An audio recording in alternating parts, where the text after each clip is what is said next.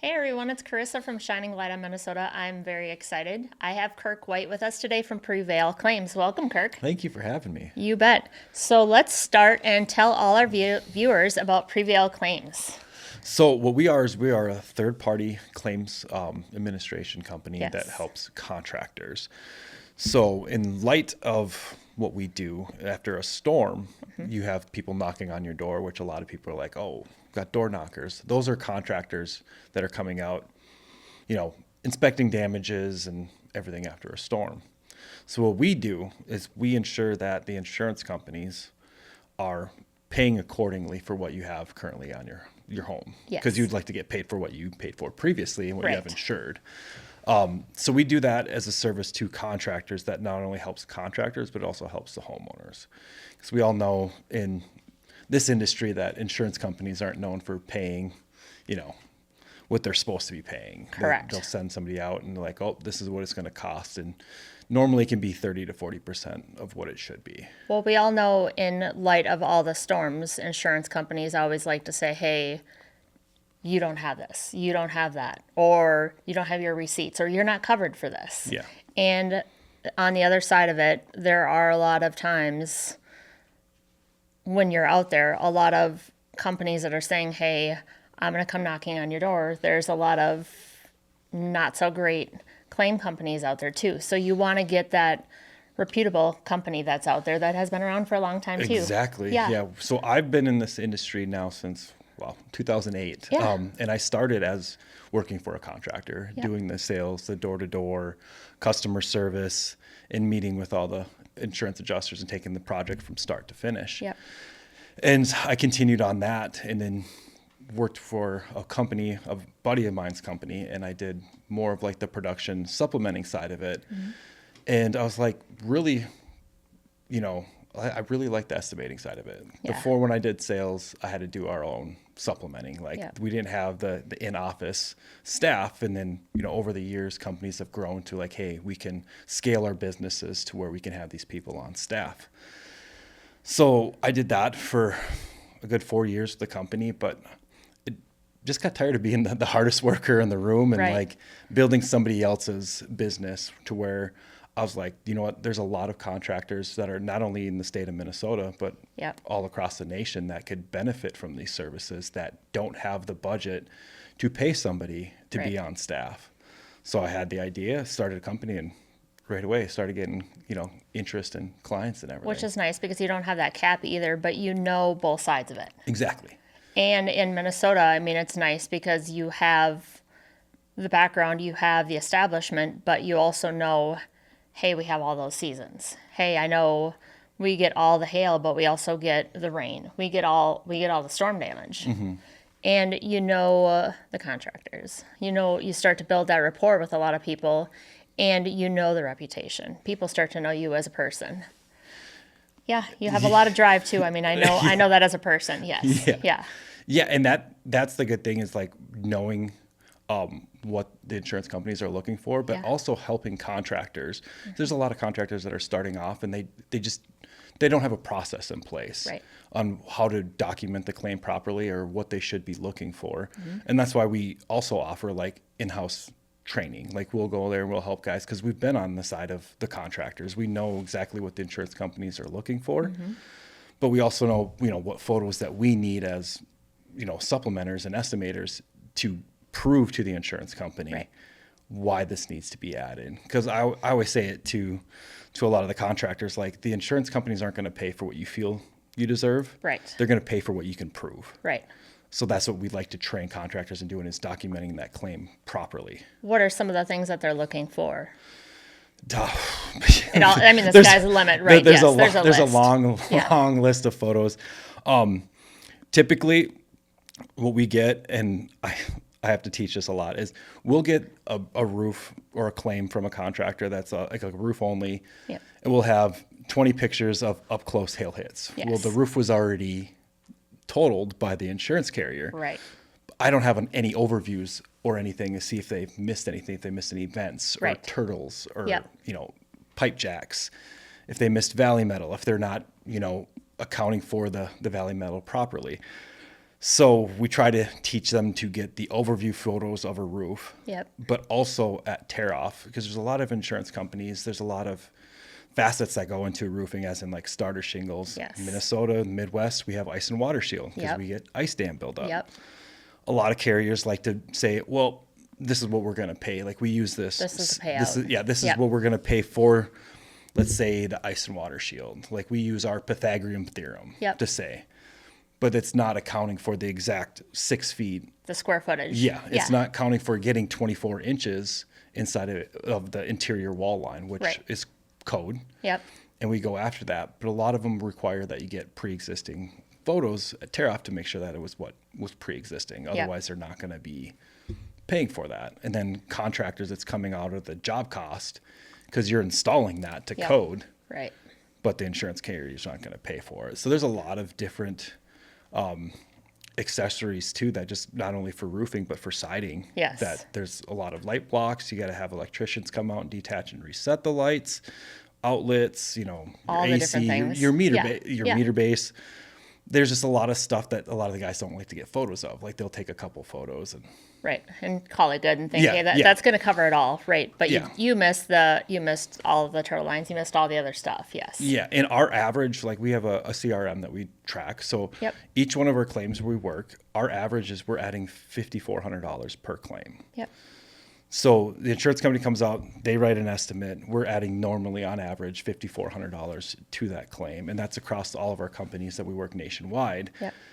And that's just because of like the photos that we were requesting and that help us fight that to the insurance company versus like, if you don't get me the photos, they're not going to come back. Right. And they're going to deny it. Sorry, And it is that's- what it is. Exactly. Yeah. Yep. And we've had that too, where we're like, oh no, these photos were never Never submitted. Never there. submitted, Yep. never taken. And then Didn't there's exist. just nothing I can do. Right. Because that's what the insurance company is requiring. So we try to train on that. So we have a lot of different documents that we share with the contractors, but we also like to do the in-house training. And if in the summer months, like when we meet with our clients, like we like to go out in the field, like Yeah. hopefully somebody has a project or something that they already have ready to go. So we can go Yes. out and actually do hands-on training to show guys what Actually there and Yeah.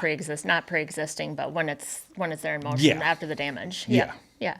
How many times have you seen something where people have tried to say, hey, this happened during the storm, but it was actually pre-existing? That happens a lot. Yeah. And that's why the photo documentation is so good. So when I was running production at another company, I required, as the production manager, I required guys to get 50 photos minimum, and it's 50 quality photos walking around the house because we're doing major construction on a home. Right. How many times have you looked at your roof in the last year? None. Exactly. I mean, unless I'm up there like putting lights on or something like that, or something Or like even that. walking Yeah. around the house. Nobody Yeah. does that until you do major construction. Right. And there's come across a couple times where there was damages from like 20 years ago or something like something that. You like just somebody don't know. hit the garage Right. door with the snowblower, Yeah. or somebody cracked the window, or the weed Piece of whip siding with the was- siding. Yep. Yep. And we have photos of that, and all the photos in the CRM are time stamped from before we came out and did Right. work. Or someone moves and So- the inspection's done or something. Exactly. Yeah. So Yep. that helps with, fighting against that, because again, homeowners, they never saw it. They don't Right. walk around their home. But if you Correct. have a photo that shows like, hey, this was pre-existing, Yeah. they're like, oh, okay, yeah, no, we get it. Yep. So there's a lot of those things that we like to see, like the 50 photo minimum. Like Right. I was very on top of that, like, because guys couldn't submit jobs unless they had Correct. that. And we try to teach a lot of these contractors too, is like, hey, like these photos aren't just like for me. Right. Like they're to cover you. You have and to. help Yep. help your production and also your marketing team. Like if you're Yep. getting before and after photos, like from the road, like Right. this is what the house looked like before, then hey, look, we just put a new roof and siding on. Like they can use Yeah. that for marketing. Yep. And I mean, the world's full of marketing and social media these days, Absolutely. so I don't see why they wouldn't. What's caught on camera is Yeah, caught on camera. There's nothing you exactly. can do about it. Yeah. I mean, we deal a lot with that with melting siding, where the siding gets melted. Is it coming from your windows or coming from your neighbor's window? It's one of those things that happens. Exactly. It With the is what it UV. is. Yes. Yep. Yeah, the bounce back. Yeah, we've had that. Yep. And then like the grill Yep. too. Like somebody's Is it Be coming like, from the grill? Is it melting from the grill? No, it's coming from your neighbor's window. The sun hits the window and melts. bounces off Yep. and it's just cooking. It burns the grass, does what it does. We can put film on the outside of the window to make it not happen, but it has to be in your neighbor's window, not yours. I'm sorry, but that happens. Yeah. Yep. But yeah, I mean, it's interesting to see how it all happens. And, social media is there. Cameras are there. Things happen. The wind blows certain ways. Exactly. There's ways to tell how it happens. What do you think? Obviously storms happen. It gets exciting because when hail happens, it gets exciting for you. It's like, great, there's a storm coming, and most people are like, no. I'm like, yeah, there's hail coming in. I know I'll text Betsy and be like, hey, did you see that hail? She's like, yeah, Kirk's up. Like, let's go. I'm excited. Yeah. I'm like, yeah, that's awesome. What have been some of the bigger storms that you've seen that have come through lately? Just recently in September, I mean, we've been pretty light on storms in the state Yeah. of Minnesota for the last couple of years, but recently, end of September 9/21, we had a storm come across the Minnetonka, Yeah. YZ area, all the way through Eagan, so like that South Metro, Yep. to the East Metro area, and there was big hail, Yeah. widespread damage. We're handling a bunch of claims, but it's kind of funny because of the sense of humor that, God has is like, hey, I understand that you guys are starving. We're looking for work. Yep. We're going to give you a hailstorm at the end of September. So a lot of guys, they went out, they have projects line up, and then boom, they're like, we're going to get it started right after, Thanksgiving, because Right. people are traveling for Thanksgiving.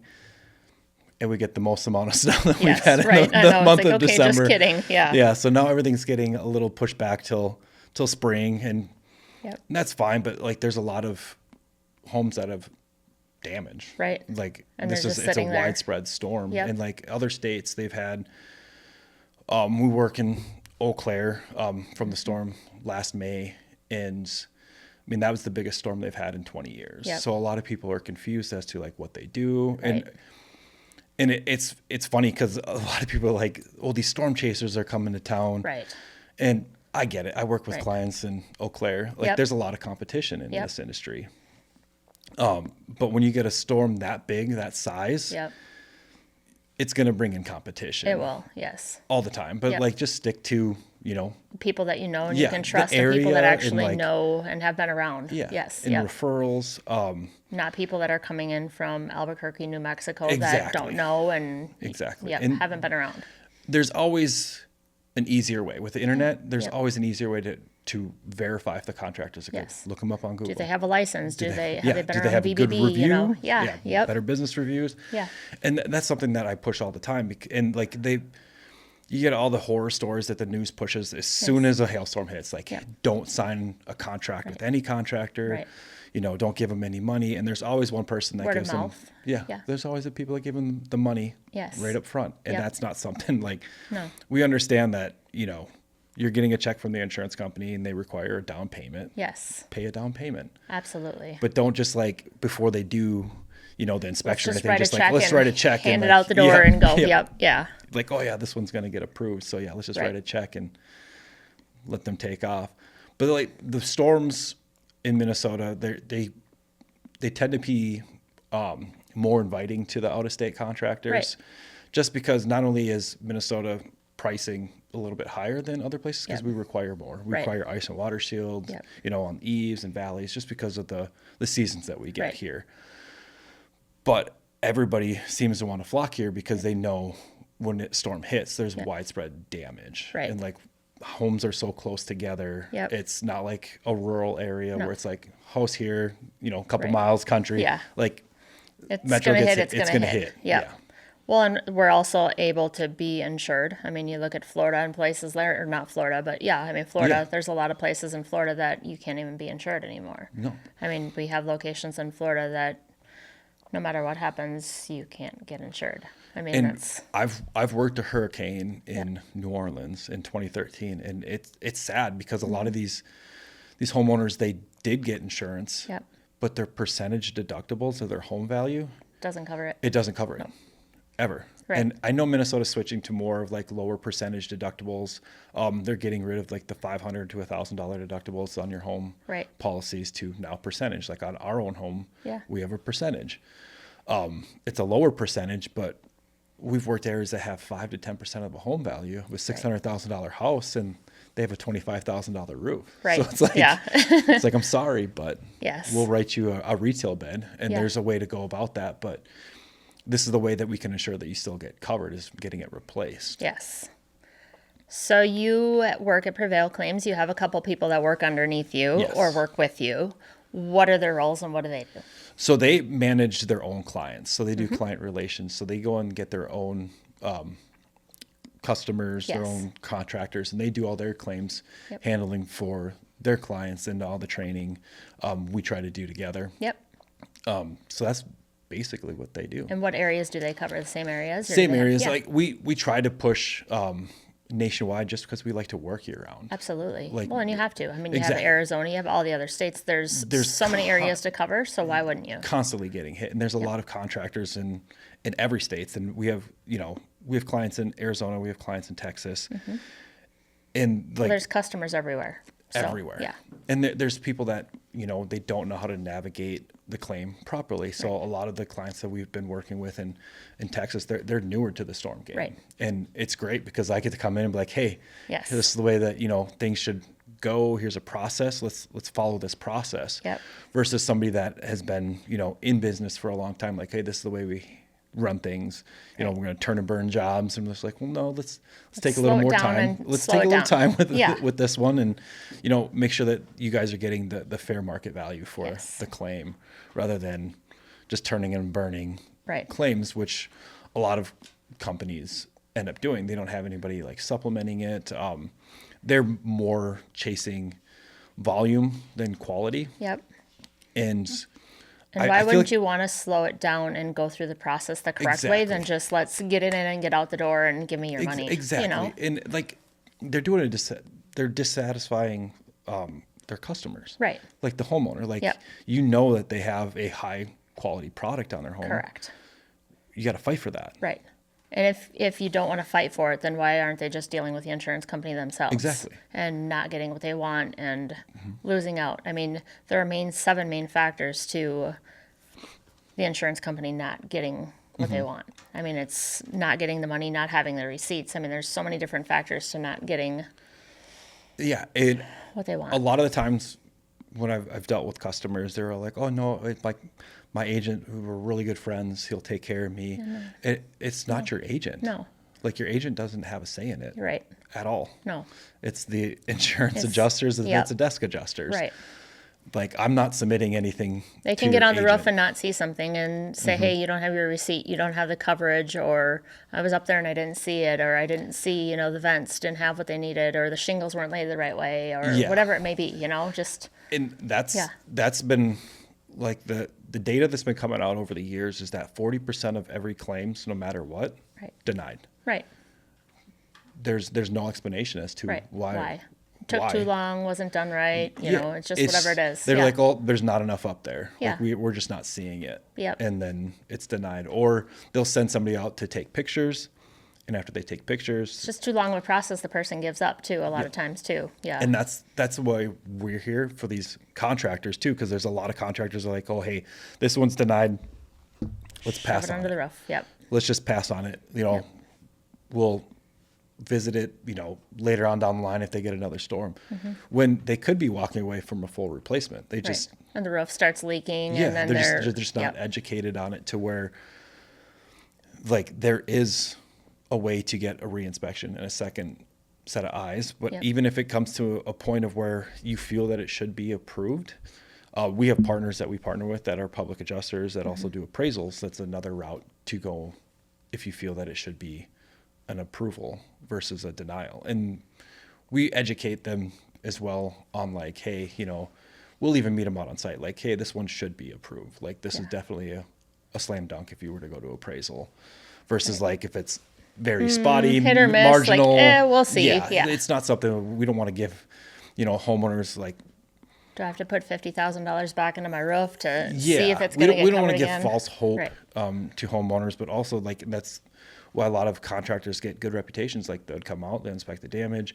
Like, yeah, you guys, it's marginal Right. at best. Like I wouldn't file a claim. Well, insurance is changing too. I mean, that's a So big thing much. that people don't know. Like, everyday insurance is changing. Yes. And you have to keep going back to your insurance company and checking to see, hey, don't just sit there and think that it's staying the same. So one of the things that has been changing over the years is that siding matching in the state of Minnesota. Right. Normally, you have to have an endorsement on your policy. A lot of people don't like to talk to their agents about it Right. because it costs anywhere from $200 to $300 extra a year. Yep. And then they're like, well, no, I want to save on my premium. So then they don't have that coverage. Right. And then a storm comes through. Yep. Their siding's discontinued. Yep. You get one wall of siding approved. Right. Now you're going to have mismatched Good siding. luck. Yep. So now you're it's going to devaluing be your home. tan and taupe, and guess what? Yep. Exactly. And siding companies, they're smart about this. Right. They change their color palettes every other Every year. other year. Yeah, Yep. every Yep. other year. It seems like they're changing something. Palettes and colors and whole different siding companies. So yes. Yes, or they're just not even making the product Right. anymore because it wasn't a high-end product that was selling Yep. for them. So they're just like, oh, we're just not going to make it anymore. But now the homeowner's stuck at, do I have one side of siding that's mismatched, or do I pay out of pocket for the other Just three get the whole sides? thing done. Yep. Rather than, that $300 a year is looking a little bit better than having Yes. to pay $25,000 for a Right. new siding Yep. job. So we'll just have it completely different on that whole side. Yep. Yeah, and that's what like a lot of contractors and a lot of stuff that I want to do too is like educate homeowners too, to like, hey, be checking with your agents to make sure that you have this coverage, because a lot of roof and siding in the state of Minnesota, they're older, they're discontinued, products are not made anymore. Just making sure that you have a full coverage to, if you were ever affected by a storm, that you have Yeah. that effect. You're not going to have to choose between Pick and choose the Yeah. colors, especially if you have a different color. It's one of those random ones. Yeah. You're Yep. not going to have to choose like, oh, am I doing one side of siding and kind of like devaluing my home, or Right. am I going to have to pay out of pocket the amount to replace the full siding? Yes. Yep. And a lot of times people just don't stay up on their policy. They just don't, what they don't know, they don't care. They don't, nope, it's just whatever. Yes. And it just like auto renews, like Yep. they don't read through their policy. All my insurance agents, my friend, will just let them keep doing what they've been doing for the last 20 years. Yeah. It's all good. They But got again, my handled. they have no say in it. Like the policy changes, they just Sign it. You sign it. We're good. Yep. So you've been going to Arizona the last few years, which I don't blame you. You've been playing some golf down there too. Let's tell everybody a little bit about the golf game, eh? Play a lot of golf. Yeah. So this year's going to be a little different though. We're going to probably take multiple trips down to Arizona. Yeah. Just with everything that we have going on in You've life. had a big year. Yes. Yes. Marriage, Yep. buying a house. Yep. Got a dog. Got a dog. Divot Got the a dog. That's the Divot big dog. thing, right? And that made it a lot Sorry, harder. Betsy. Betsy, the marriage, that's the big thing too. Yeah.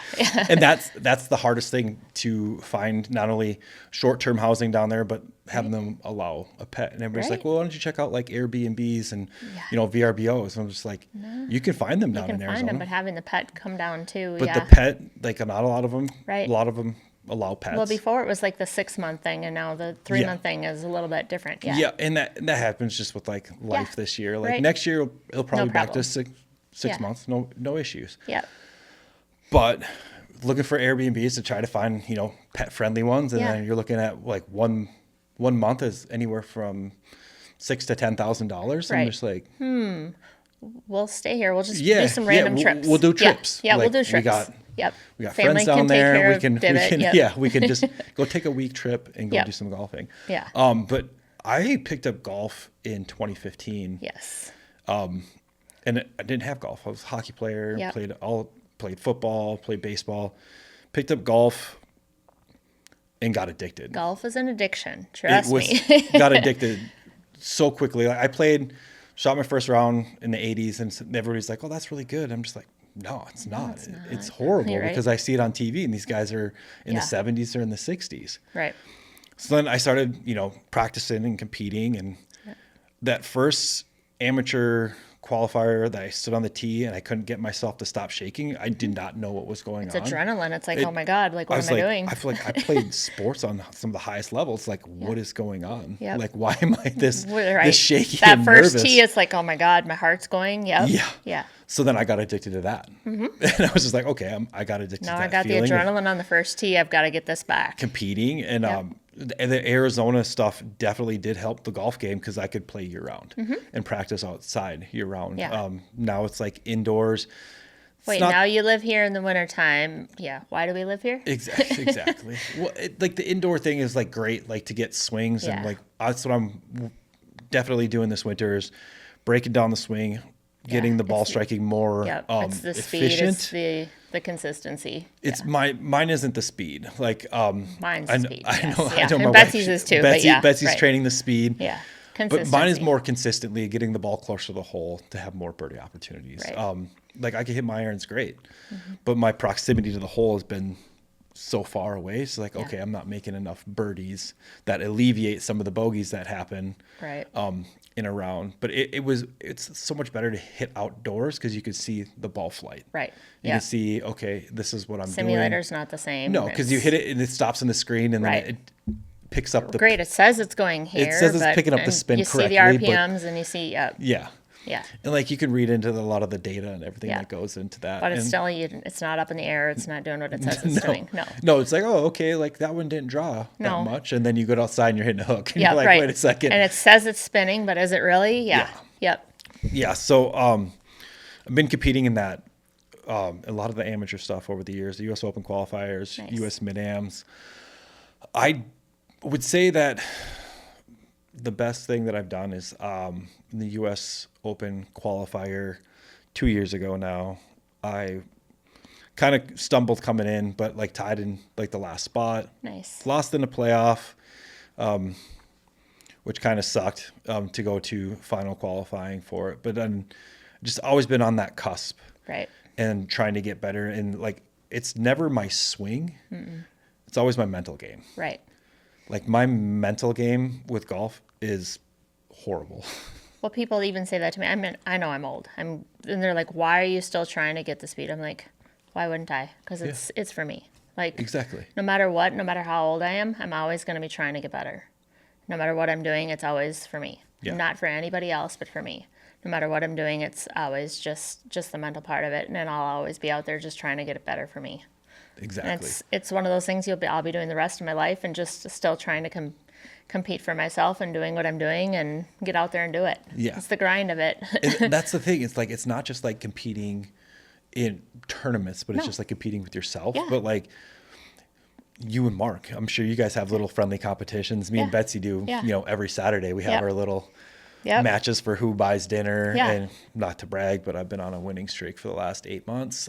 She's listening and watching right now. I'm sure she'll be like, hey, nope, not the last anymore. 8 months, I think I've lost once to her, and it's just because I had a bad day. Well, I know she was just saying the other day, she's like, people ask me why I'm trying to get better with my drives. She's like, look at his. Like, you've got to keep it going. That's the thing. Is like I can hit the ball very far. Yeah.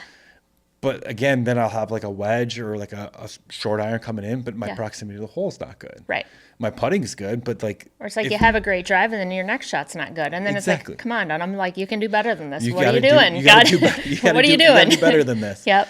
And for me, like I want to be able to compete at, some of the highest levels. And I'm going to keep pushing myself to get there because everybody, they're chasing... the tour, the TrackMan has like the tour averages and I'm above averages on all those. And then I'm just like, well, where's my disconnect? What am I missing? Yeah. Like if I'm better than tour averages, like where's my disconnect at? Yeah. And it's all on my mental side of the game because I'll hit in here. Yeah. I'll hit one bad shot and then there goes. Yeah. It's toast. Yeah. Then I start getting too aggressive instead of sticking to a game like plan. I'm swinging too hard, now it's going a little left, or I'm doing something and like I'll miss that putt. Like what am I doing? They'll come to a par 5, like okay, hey, I just gave one back to the field. I need a birdie. Yes. And in my mind, it's like, well, I can get an eagle. Yeah, I can do this. I'm going to make this in 1, forget the 2. And then what do? You hit a great drive. You're like, okay, I'm going for this in 2. Well, then you either leave yourself in a bunker or like at our course, there's water everywhere. Yeah, I'm going to spin this over instead of chipping it back. Yeah. Or you leave it in the tall fescue, and then now you're scrambling to save par. Yeah. And it's like, okay, instead of, getting one back, just laying up, leaving myself a wedge, like a 80 to 90 yard shot in to give myself a good opportunity for a birdie. Yeah. I'm chasing the eagle, and now I'm trying to save a par. Well, it's like everybody on 18. It's like I'm gonna cut this on 2. I'm like I'm going up and I'm gonna birdie it, and you can go on 2. Like we'll birdie 18, or, yeah. 18 is it's funny. Yeah. Because I will always have like either a hybrid or kind of like a long iron in. Yep. But coming over that water, I think it's like an endless pit. I It is. think it adds like 10 yards. It does, no question. And yeah. I think even the tour guys have struggled with that. I Right. mean, we all saw Jake Knapp. Oh, thought yeah. he flagged it. He club twirled. Yep. Coming He down did the 3M. everything. And it landed 5 yards short into the yeah. water. Yep.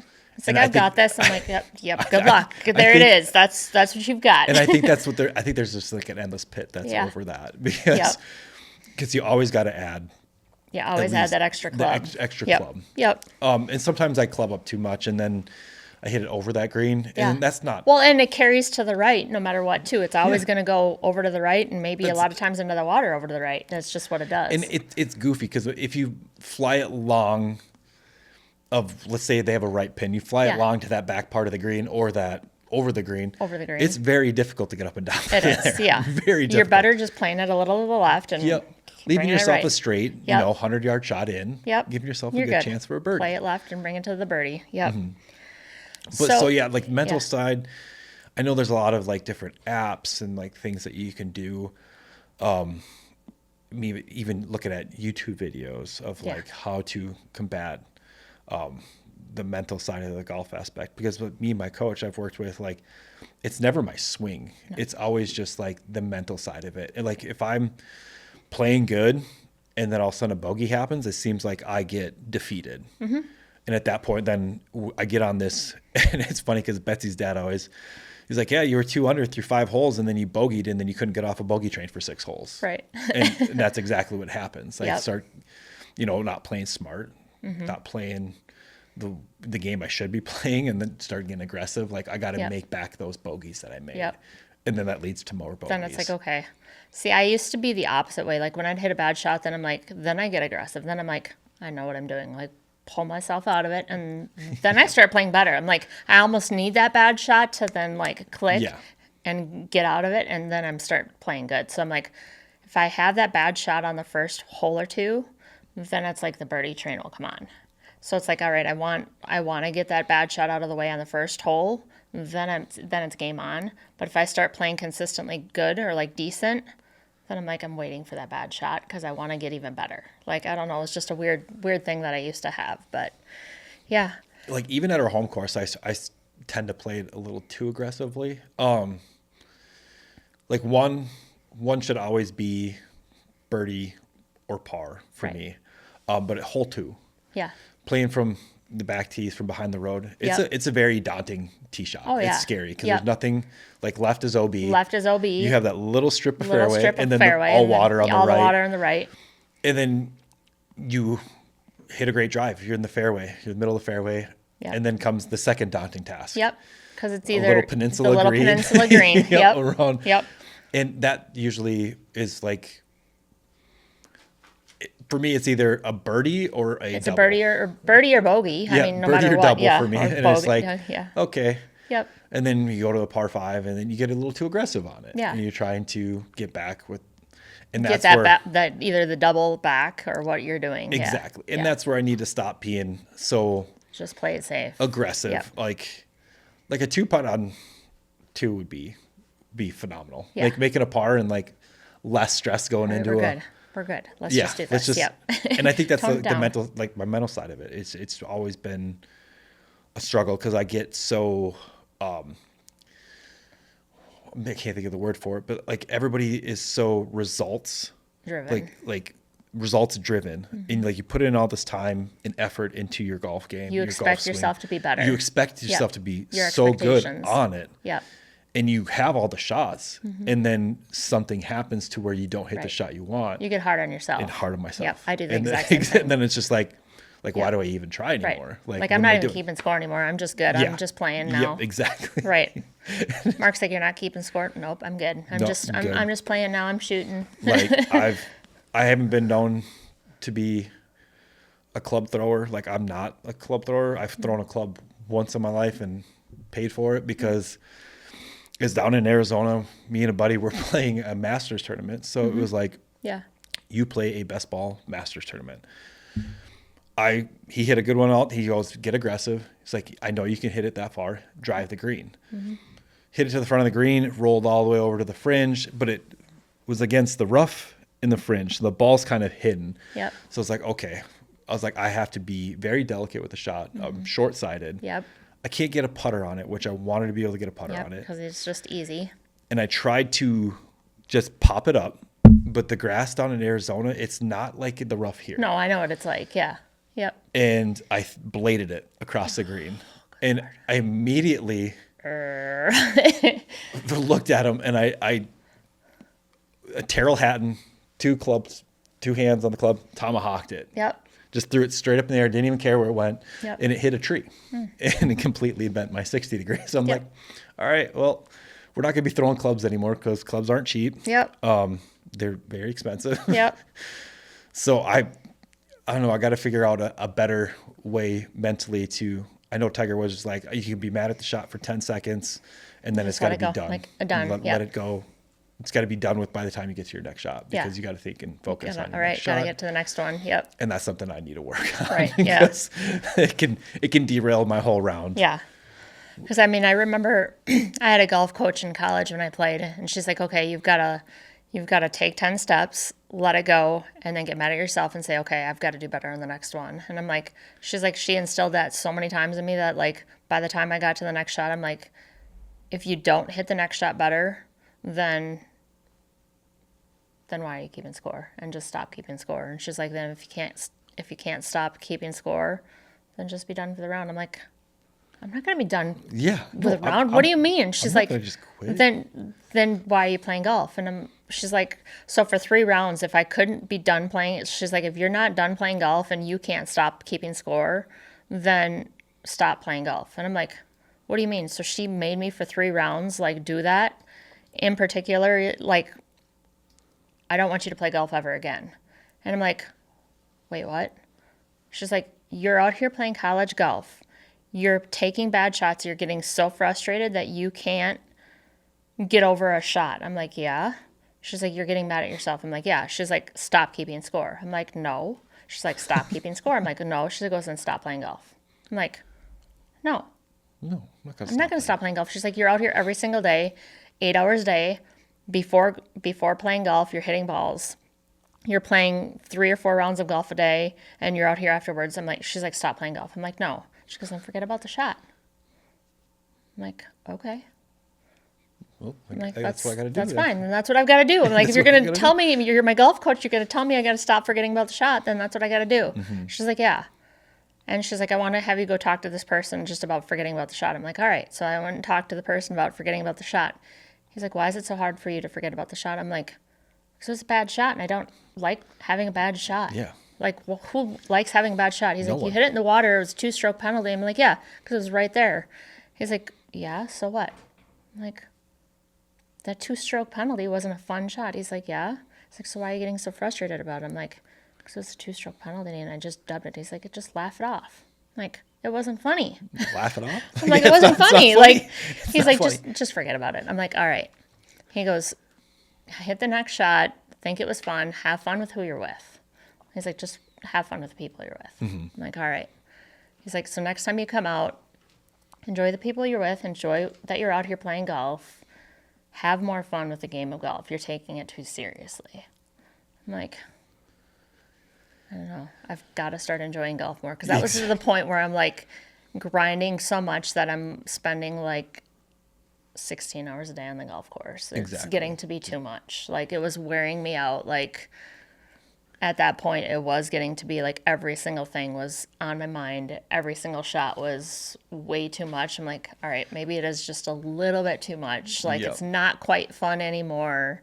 I'm just going to come out with the people I want to golf with, have some fun, enjoy it, forget about it, just play golf the way it's supposed to be.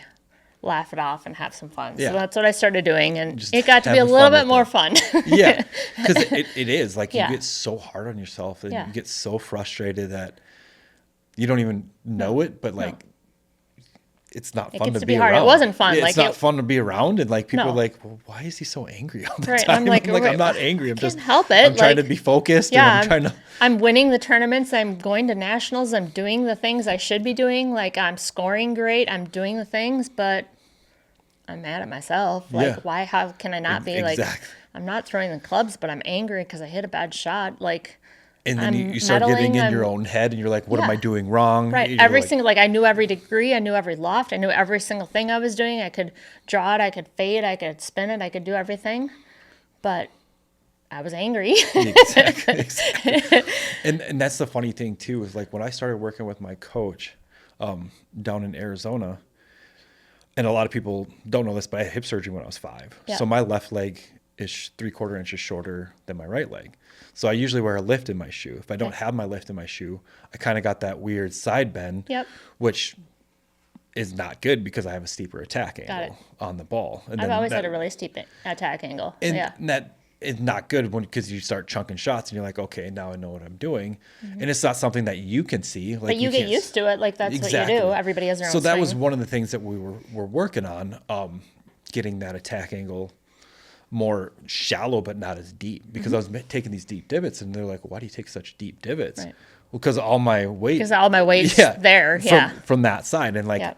and I didn't know that over the years because I've never really had it checked out. Like a chiropractor that I went with, and he's like, hey, let's check this out, because with Was your part of that X-rays, from 'cause baseball too? I mean, like, that affected you in baseball too, or not so much? not so much in baseball or other sports, I just didn't know with your swing like- if that was stepping into it different too. No. but mostly like golf, because you're trying to get to that left side. Right. Yeah. And when you come down, That attack it's, angle's there. it's Yeah. like here, Yep. like you're 3/4 The inches, adjustment. rather than being level with your pelvis, my pelvis was tilted this Got it. way towards the ground. I'm like, oh, okay. So we worked on getting that fixed, and like the ball striking got a lot better.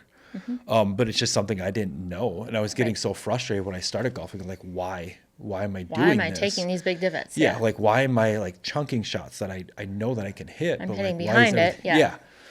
Like why is like my driver beforehand, like I'd hit down on it. Yeah. I'm I'm like, hitting why? 5 inches behind it, and I should be hitting up on it. Yeah. I was like, I didn't understand. And the chiropractor, we took pictures, and he's like, did you know this? I'm just like, I had hip surgery. I knew Right. that. I had back surgery, hip surgery. Yeah. Yeah. And he's like, what we need to do is we need to put a lift in your shoe so it levels your pelvis out. And then things started clicking. It started getting better. But like the coach, like my coach helped me see things that I don't normally see Right.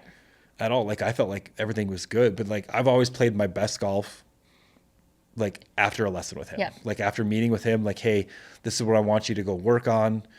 I would go and grind it right after we worked. I would grind it for hours, and then Absolutely. I'd play some of my best golf. Yep. I'm just like, Then you oh, get back to okay. your old swing, and you kind of go Yeah. back to all that. Yeah. It's like, that's what I even just did. I was working for the last 3 weeks on changing some stuff, and then I go back to my old swing. I'm like, nope, I'm going back to my old swing. Like, that's what I know, and that's Yeah. the distance I can have. Why am I working on mechanics? Like, what am I changing after 35 years of golf, and I can hit the ball further with my old swing?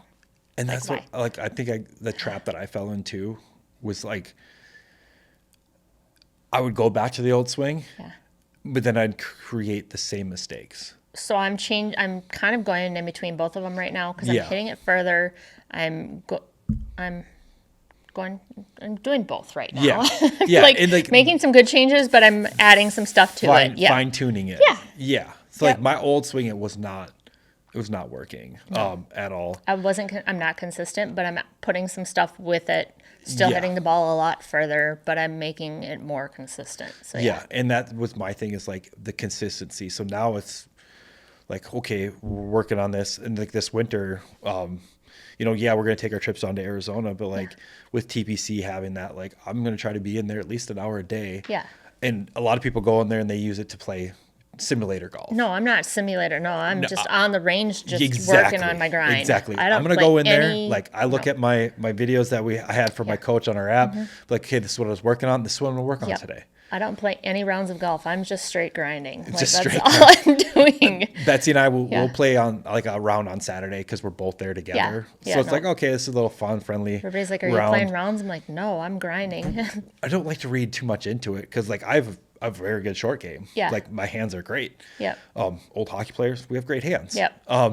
The chipping on a track, man.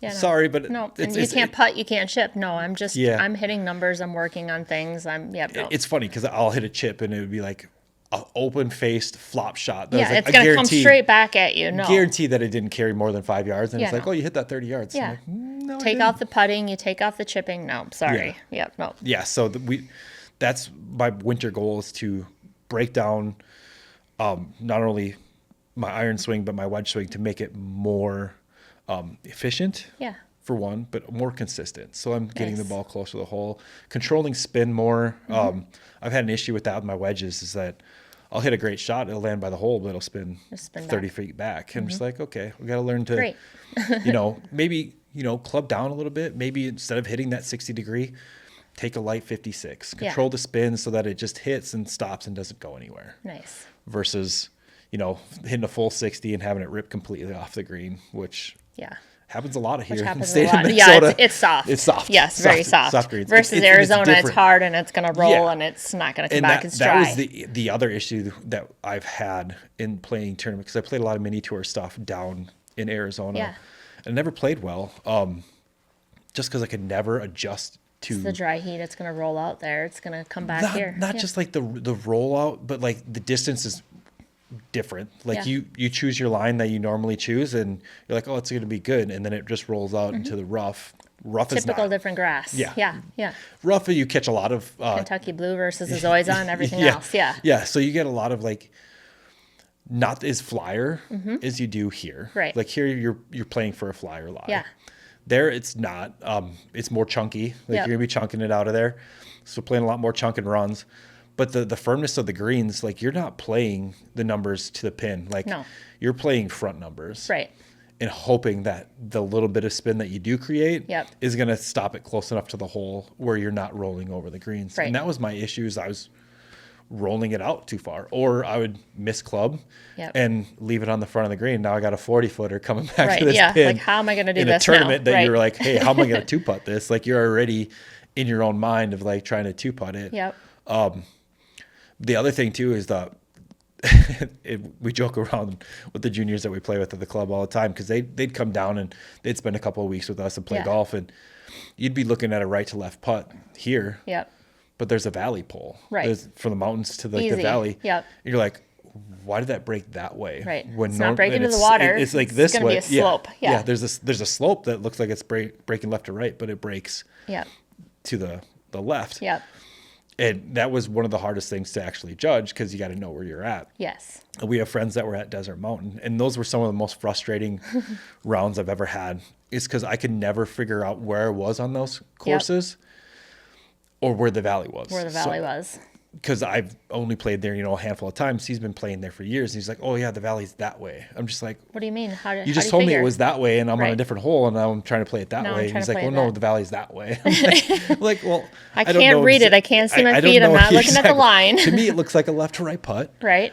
And it broke 10 feet to the left, And those were the most frustrating rounds because I'd hit the ball great. It'd be like fairways, greens, but then the putter would not show up. Yep. And it's like, okay. I need to play here 10 times to know the greens, exactly. to know the readings. And they play there, daily for years. And they're like, yeah, you gotta be able to do that to understand it. But again, it's firm. It's like the golf course trips, though, like playing Desert Mountain's like a treat. Yes. Like, so you can never really be mad that you didn't play that well because it's a treat to play there. But it's just like, again, you're hard on yourself. Like, you've got to know it. You've got to understand it. Yes. Like, you might be averaging anywhere from 20 to 32 putts normally in a given round. Right. Like if only according to my gym app, that's what I'm go. averaging. And then I'll go out there and it'd be like 38 to 40 putts. And it's just like, come on, I ruined it because of that green. Yeah.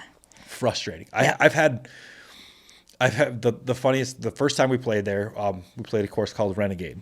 Okay. And the thing about this course is that from the tips, it's over 8,000 yards. Okay. It's Jack Nicklaus design. Yep. They have 2 greens on each hole. Nice. So they have a white flag and a yellow flag. So from the tips to the yellow flag, it's over 8,000 yards. Yep. And Jack designed the course because he wanted people to have perfect greens every day. So they switch it. So they switch which one you're going to? Nice. Every day. Very cool. So we played it. I remember hitting it to about 20 feet on a par 5. And at this point, I am playing great. I'm even. And I'm looking at it straight uphill. Right. And I'm like, okay, so I'm going to have to give this one a little extra just to get it near the hole or try to make it. It rolled out 25 feet up the hill. And he goes, down valley. My buddy goes, down valley. And I'm like, it's uphill. How do you figure down valley? It's and uphill. he goes, oh, the valley's that way. And I was like, but it's uphill. No, it's going uphill. And he goes, it doesn't matter. He's like, that's the way that the course is made. I'm confused. So not only did I hit a 20 foot or 25 feet past the hole, now I have a 25-foot birdie putt coming back.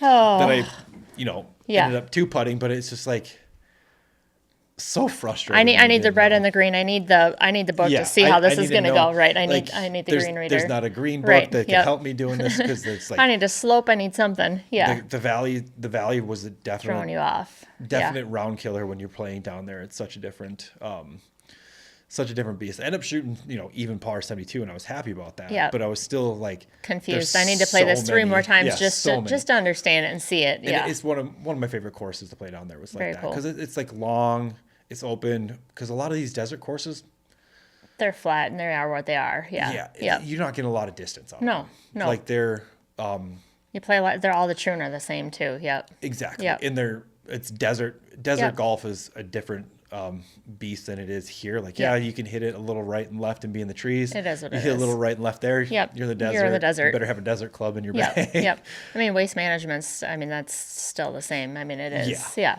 The only nice thing about that is when the bleachers are up, you get the bleacher experience. That course is fun to play when the bleachers are up. Yeah.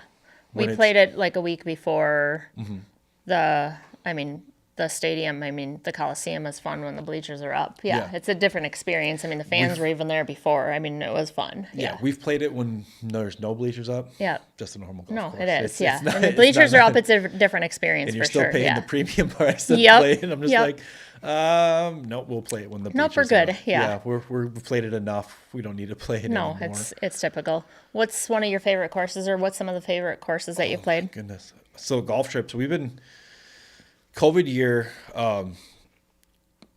was like the year of golf trips for us. Yeah. For sure. Because a lot of people were canceling tee times. They weren't traveling. Right.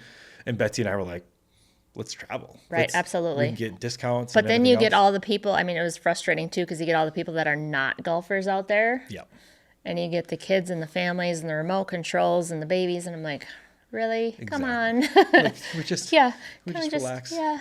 Just here to relax. So one of our first golf trips that we've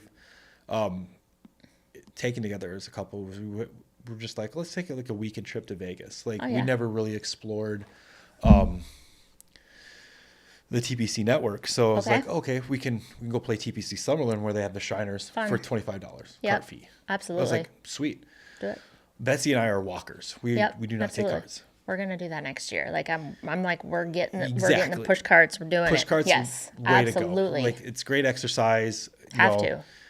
Keeps you more into the you zone, get in the zone more. Exactly. Every time you in walk. My zone when I walk. High school and college, we had to carry our own carts, and kids these days are like, "What is that?" I'm like, "Do you know when you're pacing? When you're pacing, you walk the distance, you walk and you pace, you're at the white marker, and you're like, okay, I have 10 yards. Each pace, each step you take is your yardage. That's what you know." And this trip will always be kind of like the one that was fun for us because granted we went in August and it's 110 degrees in Vegas, and we get out there and we're like, oh yeah, no, we don't want a cart. You guys got push carts we can rent, right? They're like, yeah. They were looking at us like we're crazy. Yeah. We're like, oh no, we're good. It's a dry heat, but no, we can. We're good. I've got this. Yeah, we made it.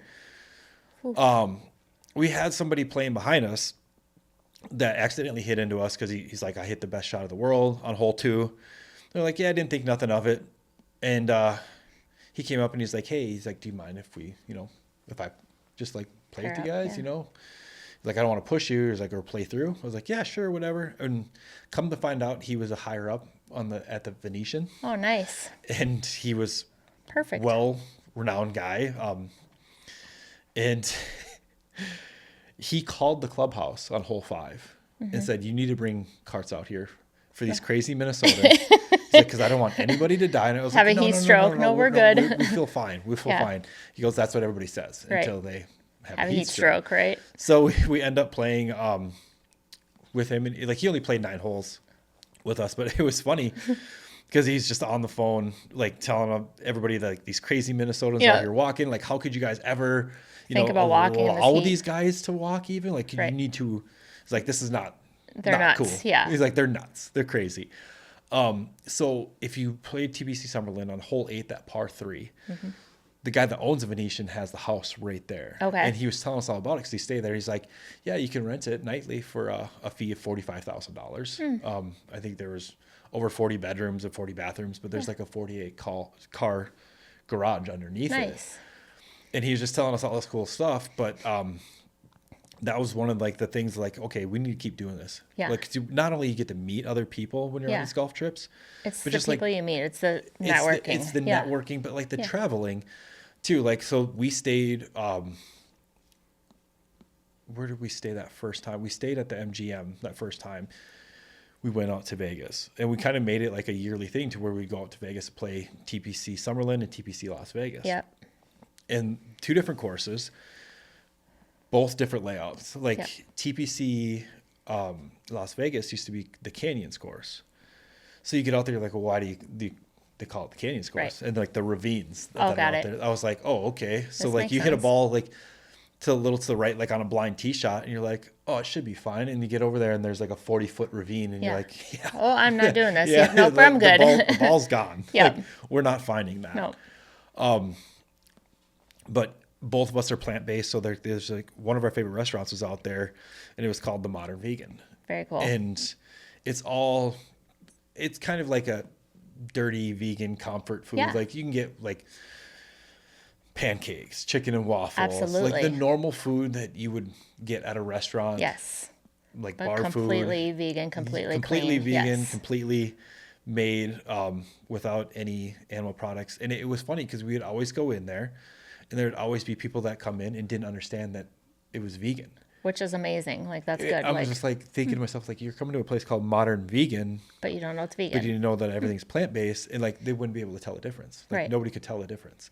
But then we're like, okay, we need to book our next trip immediately. Yes. We're coming back next year. Like Yeah.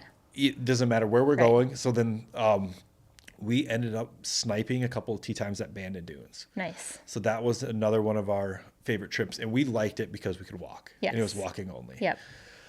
So we go out there, like we had a 4 caddy with us. Again, that's networking. We met him, and he's like, oh yeah, I caddy down in Arizona during the winter months. And Perfect. There you go. it's kind of funny because then we're like looking where he's caddying at, but Yeah. he's caddying at Scottsdale National. I was Yeah. like, oh, we've only played that once. And it was a funny situation when we played that course. It was awkward. I don't know if Betsy told you the story about how we got to play Scottsdale National or not, but she was in PGA Superstore, Yep. and she's wearing a PXG hat. And there's a member, elderly gentleman that came up and was like kind of hitting on her. Yep.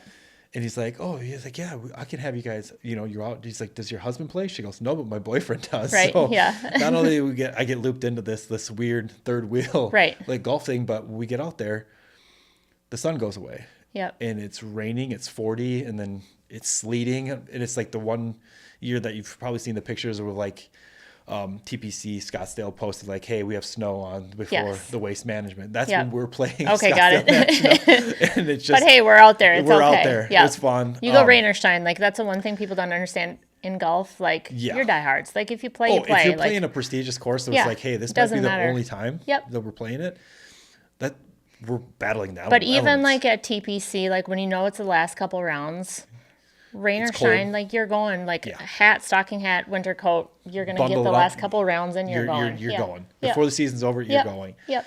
And that's the way, like Bandon, we got blessed because it was like 65, minimal wind. Yeah. I was like, okay, this is great. We played 36 a day. Yeah. Yep. And then we stayed right there at the lodge, and then we came back, and right then and there, we were like, we got to book another We're coming trip. back. Yeah. Not only to Bandon, but Bandon's been so hard. They have a lottery system now Yeah. to get tee times. Well, that's how even like Paynes Valley is. Like when we Yeah. got those first 2 rounds out there, We're like, we're going to come back. We went the first 2 years it was open. Yep. And when we went out to Ireland, I'm like, we were expecting the wind and the rain and all the cold Ireland or Irish weather. And it was absolutely beautiful. It's like 65 and sunny and 70 and sunny. I'm like, Yep. where's the rain? Where's the wind? I'm like, I love this. I'll live out here every day of my life. Getting the sun and but it's, that's what you want. So when we got back, we booked my birthday trip to Sawgrass, which was a course I've always wanted to play. Yep. That's a fun course. We played there. And it was, when we went and played it, it's a couple months before they have the players. So like all the back tee boxes, like you could play them on the par fours, but the par threes, they had them all netted off. So you couldn't really play like the true 17 that they play. Yep. It's just kind of to the left of it. But that is a very daunting shot. And it's super funny to see people like the group that we got paired with. The guys, I think they dumped probably 5 balls in the water, and they just, keep trying to get it up there. We only got to play it once, and we had Georgia Tech came up on us in their golf cart and were screaming and yelling when I hit my shot. Oh, no. And they wouldn't let me hit again. And they because they were playing the next tournament the next day. Okay. And they're like, we're going to go in and tell the pro shop. And I'm like, no, let's just forget it. Like, I don't want to hit again. Like, it is what it is. Mine bounced on the green by there and the one in the water. I'm like, I'm over it. Like, we paid all the money to play and forget it. And that's the thing. It's like you ruined my one shot. Like, they jack the prices up now to play there, which we'll probably go back at some point. But it's like I even like the stadium course too. Or not the stadium, the Dye Valley. The Dye Valley, yeah, that's fun too. Yeah. Yes, we played that one too, but then we played the actual stadium course twice. When we were there. But a lot of people, the guys like, well, I just paid all this money to play so I could play 17, and that's what everybody is all thinking about. It's like the 17th hole, and to me, like my favorite stretch out there was 16, 17, 18. No question. That is probably 18 is a lot of fun. 18 is so beautiful. It was raining a little bit for us, but just all along the water is, Like how much are you going to cut off? Yep. And like my first round, I didn't cut a knot off because I was through the fairway in the pine straw, which leaves a very hard shot. It does. When the water's left and you're trying to hook this around trees. But like, I'd say like you were talking about battling the elements. I think, like I've talked to Mark and he's like, we want to get out to Pebble Beach. And like, we went out to Pebble Beach, forecast looked great. I was like, oh, this is going to be great. When you spend that type of money, like you got to stay at the lodge. I would go back to Ireland, no question. Again, over that, like Ireland, for the price that we paid to go there, getting out of the country and playing another out of country course, like Ireland was by far Pebble Beach on steroids. And it was amazing. Like and Old Head is always wanted to be Old Head is that on trip there. Yeah. And it's gonna be harder now with the dog, but we'll make it work. But I'll come let Divot out a couple times. No worries, we live close. So we got out to Pebble Beach, and like, I mean, they roll out pretty much a red carpet for when you're there. Like the rooms at the lodge, like the fireplace, like we turned the fireplace on. We stayed right on the first hole, so our room was facing the first hole. We can go out on the patio. We can watch people teeing off. Yeah, and then we teed off there the next day. We played Pebble Beach, and I would say like they were setting up for the Pro-Am. So there were stands and everything getting set up. And it's very kind of like... You have Spyglass too. I mean, there's other courses to play. Spyglass is just as nice. Spanish Bay, we did. But when you were out there on like Pebble Beach and you're like thinking of all these shots and like... You remember the years back when Jordan Spieth went up to against the edge? Yeah. Like I walked up to the edge. That is scary. Oh, yeah. Like one little trip and you're falling down. Yeah, you're like, okay, this is all bringing back memories. Like you have all of them there, Jack Nicklaus there and Tiger there and Jordan Spieth. And I'm like, okay, maybe. Like, you have to have a caddy when you're out at Pebble Beach. And I was like, telling the caddy like, hey, like I'm not like the normal people that you usually caddy for. Like I'm going to take, playing all the way back, taking aggressive lines, but I need to know where these things run out. Right. Like, so I hit the right How far can I go and where am I going to be and what are my numbers? Yeah. Yeah. Like, and it got to that hole where Jordan Spieth was. And he's like, if you just keep this left, and then the rough was so thick out there. Like you look over and see people that missed the fair. You have a search party for every ball. Yeah. Yep. Like trying to find. I need a flag. Where am I going to go? Yeah. We need spotters out here. Yep. But it was great. But then we played Spanish Bay the next day, and that's when I was bringing in the elements. Like the first 5 holes, amazing, 65, sunny, Yeah. and then you see it coming up from the ocean. Yeah. Torrential downpours Yeah. for the rest of the round. Absolutely. Luckily, we had the rain gear. Like the couple that we were playing with, they were like, "I think we're gonna call it." I'm like, no, I'm not. I'm playing. Like they're not gonna give you a rain check. Yeah, no. Like you don't get to come back. You don't and get play. to come back. Like, You're gonna play through it. You have the gear. it Just got play. so bad Yep. that they had squeegees on every green, so you can Of course, squeegee up. it's I was okay. like, You're not coming back. It's a once in a lifetime. Just play. Yep. Yeah. So we played it, and then we went back and we sat in front of the fire to warm back up because we were absolutely freezing. Drenched. Yep. Drenched. And, but yeah, like I've played golf before I met Betsy. I played in Bahamas, St. Kitts, Aruba. Aruba's a different beast. Yeah. I'm sure. 40 to 50 mile an hour winds off the ocean. Yep. I think you get one hole that usually is downwind, and the rest are either cross or into it. And Yep. I mean, Ireland was that way. I mean, on Old Head, you have the crosswinds. You're hitting into the cliff, which Tiger Woods calls the old fuck hole. You're hitting straight into a cliff. It's a par 5. You can't see where you're going.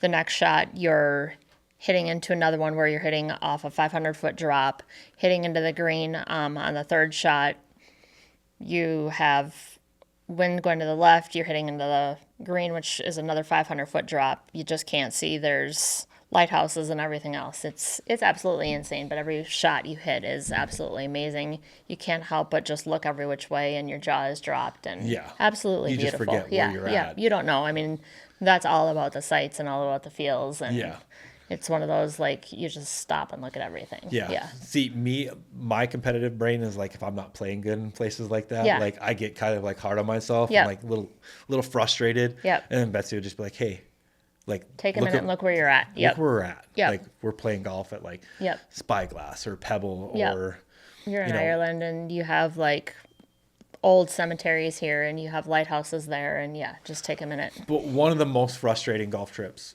that I had, that Betsy understood that I was getting frustrated, we went to TPC Desante Bay. Okay. Which is in Loretto. Yep. On the Baja Peninsula, and it's one of those trips where like we're playing 36 a day, gorgeous views, overlooking the ocean. And the week prior, I got clubs, like brand new irons. Not going to name who built them. Nope. But trying to grind them out, trying to figure them out. They were built wrong. Mm-hmm. So my clubs are normally flat. Yep. And I have standard lofts. Yep. They built these 3 degrees weak and upright. Yeah. So I hit a lot of hosels, a lot of shanks, and I just could not figure it out whatsoever. And those are the only irons I brought with. I didn't bring my old irons with. So why would you bring your old irons with when you got new ones? And the numbers were off. My carry numbers were off by 10, 15 yards. Mm-hmm. And a lot of these holes were forced carries over ravines. Like, ball's gone. Like, you're not getting it. And I couldn't figure it out. And I was getting so frustrated. And Betsy's like, I don't know what's going on. It's like, I've never seen you shake the ball so much. When we went to Ireland, Mark got senior shafts because his clubs didn't come in. We So I talked about completely get that. I'm like, Yep. he's like, I can't do this. I'm like, we're in Ireland, honey. Just let it go. We're in Ireland. We're in Ireland. Like, Play golf. Play golf. At that point, it's just like, Yep. you're so like frustrated. Because like my driver was great. Like I'd hit middle fairway, shank. Yeah. Anything to do with an iron, just shank. It's like, or why? just What am I doing? super short. I'm just like, I don't understand it whatsoever. Custom so built, when I like, got what back is to there? Arizona, Yep. I went and I got the specs checked, figured it out. What was wrong with them? And they're like, oh, well, we could, bend them the right way. I was like, no, just take them back. Take them back. I don't want them. I don't want to deal with this anymore. Like I'm going to go. I'm frustrated. Yeah. I don't want to deal with these irons anymore. So they took them back, refunded me my money. I'm just like, I'm going to go and like do it myself. Yep. I'm so kind of like a club nut when I'm it over comes it. to like specs and everything. So Absolutely. I've been doing a lot of like my own fitting. Yeah. And like figuring out what works for me. Yep. Like this is what I want to do. And I'll go and do that. Like I've been through club fittings with a lot of like different brands and like enough to know what works for you, what doesn't. We'll sit there for hours. Absolutely. Dialing it in. And like, and that's a lot of the thing too, is like, that's why I like to go to places and do it myself, because You do it at the club, like they give you an hour. Right. I'm like, No. no, like we're gonna I spend. mean, I know enough more than about an that. hour. I mean, I even do it with my driver. Like, what shaft, what the difference is. And Yeah. people are like, how can you hit the exact same shaft, 3 different shafts, the same speed, same? Because I'm like, I know how to swing them. I know what to do, how to make Exactly. them go the exact same speed to get what I want to make it go Exactly. the same way. Like, I just know what I know what I'm I doing. know what I'm doing. Yeah. And that's the funny thing, because there's a lot of club manufacturers out there now. They're like, oh yeah, you'll hit this club, 5 I to can 10, make a regular 10 yards week and a further. stiff go the exact same speed Yeah. because I know the difference and I know the shaft. Yeah. They're If like, you how know can what you do you're that? doing with the shaft, you can Yeah. hit the same shot. Yeah. But a lot of these club manufacturers they're selling you that they can, you can get you distance, but like your 7-iron, it's just a different loft. You technically got a 6-iron that's cloaked to be Right. a 7-iron. Right. And I'm not going to name names again, but I hit one at TPC the other day. So my 7-iron was carrying like 190 to 191. And the 7-iron that I hit of theirs was carrying also anywhere from 191 to 193. He's like, oh yeah, you get a little bit of distance, and it brought the flight down a little bit. Spin rate stayed the same. Like it's probably a better club. And I'm like, I don't have a problem with my height. If I Right. need to bring down the height, I'll just flight the shot. Yep. I can just change my swing a little. But the difference is that yours is 5 degrees stronger. Like my 6-iron goes farther than that. Yep. So you're basically giving me a 6-iron. So Yep. if I hit my 6-iron, it'd definitely be further. Yep. And that's the funny thing is, like, a lot of these clubs, these guys are like, oh, I hit a 7-iron like 220 yards. It's like, but why? Like, What's the point of it? yeah, why do you need to hit a 7-iron Right. 220 yards? I can make my 6-iron do that. I can Yeah, do like, something else with something else. Yeah, Yeah. I don't need to. Like, the gapping Right. is what Yep. I'm more like. I want to hit a specific club, a specific number. I can make all my clubs are a 10-yard difference. I can make them go Yes. more if I need to. It's just a 10-yard gap. Yeah. Yeah. You have your stock shots and Yeah. you have your full shots. Yep. And that's what a lot of people like. They look too much into, like, oh, I'm chasing the distance. I can hit my 7-iron, or the Yeah, no. the It's a ego. I 10-yard hit my difference. 7-iron. Yeah. 220 yards. Like that's great. My driver, I always go for more because I want to get that distance. Yes. But everything else is a 10-yard. And a lot of driver, like, the technology these days, It's always, it's insane. yeah. Like I'm actually kind of curious to see what And happens. the balls and the speed, like, Yeah. let's get it to go straighter. Like Bryson DeChambeau, let's make that speed go straighter. Well, yeah. Yeah, and like, if Bryson watches this, I'd like to have a sleeve of your proto You mean balls. when he watches this? When he watches this, I'd like a sleeve of those proto balls. That I you're know, we're playing. all looking at those right now, yes. And that's the thing is, like, Titleist did release their custom performance ball, like the Yes. left dot, which a lot of tour players Yep. play. But now they have one that's even lower spinning, that Cameron Young played with, Mm-hmm. Yep. that he won that tournament with. It's a Yep. double dot. The double But it dot. still has the same greenside spin as the Pro Right. V1X, which Yep. I was like, okay, you mean I got lower spin off the driver and the irons, but better greenside spin? I was like, yeah. Yep. Like, I'd like You've I'd got like this. that ball. I'll take that one. I'll take try that it. ball. Like, Yep. I'll pay you money. Yeah, Like, I'll try it. I'll let me take a use couple that. extra sleeves and we'll just try it out. Yes. But that's another thing too, is like, a lot of people don't get fit for a ball. No. And ball fittings is just, It's huge. It's just as important. important as, Yep. club Yep. fitting. I mean, everybody's like, wait, you play the Pro V1Xs or you play the AVXs? I'm like, that's what I like and that's what I play. And that's Yeah. where I get more distance off. They're like, well, why don't you play something else? I'm like, because that's what's fit for me. Yeah. And a lot of That's what I people will like go like, oh no, those balls are expensive. Like, I don't want to play those balls. But that's what works for me. That's what I like, and that's what I exactly. play. It's mental too, but that's Exactly. what it is. Just like, hey, you play a stiff driver and you play this. I'm like, that's what I do. Yeah. I might change it tomorrow, but that's what I'm comfortable with. Yeah. Yeah, and like me, I'm a Pro V1 or the left dot guy. Mm-hmm. Why I don't play like a Callaway Super Soft is, like, I might be able to hit it the same distance, Yeah. but I can guarantee you the Pro V1 I'm going to keep on the planet, and the Yeah. other one's going to spin off the planet. Yeah. Like, Yeah. it's just Yeah. the way that the balls are made. So Right. yeah, I've been through many ball fittings, and I like to test different balls. I do too. I've spent a ridiculous amount of money when LA Golf came out with their golf ball, and they were double the price of a I Pro try them V1. out. I'm just Why like, aren't you yeah, going to try them I'm gonna out? try But it out. I always go back to the same what I like and what I know. It was great for distance. Like, it got me extra distance, but the spin wasn't there on Right. the iron shots. I Yep. couldn't get the ball to spin. Putting, it felt very firm off the putter. I Right. didn't like that at No. all. So Right. it's like, yeah, I'm done with that. So let's cut it a little bit and let's go to health and fitness. Health and fitness. Health and fitness, yes. Oh gosh, health and fitness. Oh, so a lot. You probably don't know this, but I did bodybuilding for a handful of years. Yep. Back in 2014. I stopped drinking back in 2013. Yep. It was just like, this isn't for me. I want to get more, in shape. Yeah. I want to start competing. So Yep. that was like a goal. Yeah. And then I heard somebody say something. It was like this fitness influencer that says each drink sets you back a week from your training. Correct. I'm like, what am I doing? Right. Like, I'm not training at all. Like, yeah, I'm not doing this. And I'm working out, and like, Right. starting working out was painful. It was like, I didn't have the drive right away to Right. like want to get to the gym and work out for an hour, do cardio. Right. And then you're telling me that one drink would set back my whole week? Yep. Like that. Right. Nope. That was it. I'm for done. Me. I'm done. good. Yep. I was like, I'm going to put all, full motivation into working out and like trying to compete in bodybuilding. And Yep. I started getting into like working out, and actually, the meal prep Yeah. was the majority of it. Right. Before I did eat, yes, I did eat meat before. So Right. it was a struggle, to not only meal prep for a week out, because like towards the end of the week, you're like, oh, this has been This is sitting. not getting the same. This This is- doesn't taste the same anymore. Yeah. This yeah. has been sitting in the fridge for, 6 days. Yes.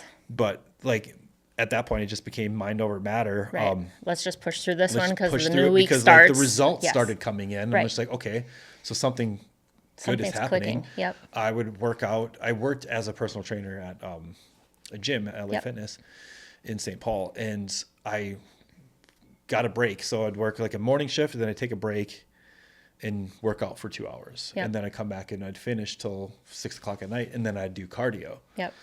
for an hour, and then shower, go home, redo it the whole next day. Even on my days off, I'd still do the same kind of schedule. That's more to the extreme, Right. because I was trying to Yep. get down to lower body percentage mid step on stage and Correct. compete. Yep. So I started doing that. And one of the things that was really hard was the meal prep, because you'd prep these meals. Yep. We didn't have a microwave Right. at LA Fitness. At LA Fitness, They didn't have one. like a break Right. room. Right. So the problem was I was eating cold rice, beef, and broccoli Yep. 4 to 5 times a day. Right. And Yeah. I was like, okay, This is isn't gonna quite working, but it'll this make is it gonna work. be Right. easier.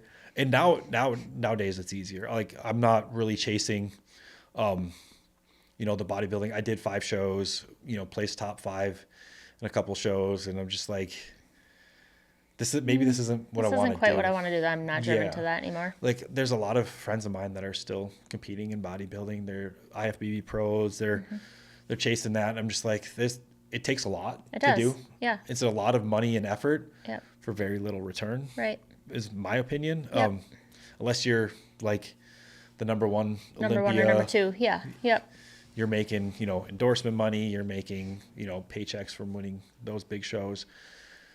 Me, The risk reward wasn't worth it. Yeah, I was an Yeah. amateur at the time. I wasn't a pro, so Right. it was like the step from amateur to pro was just so hard to do. And I'm just like, you know what? I don't want to do this anymore. Right. And then that's when I started golfing. I was still doing bodybuilding a little bit when I started golfing, but then the golfing kind of like took over. So my fitness more tailored towards how do I be more efficient with my golf swing, with controlling, my speed, but also my strength. Right.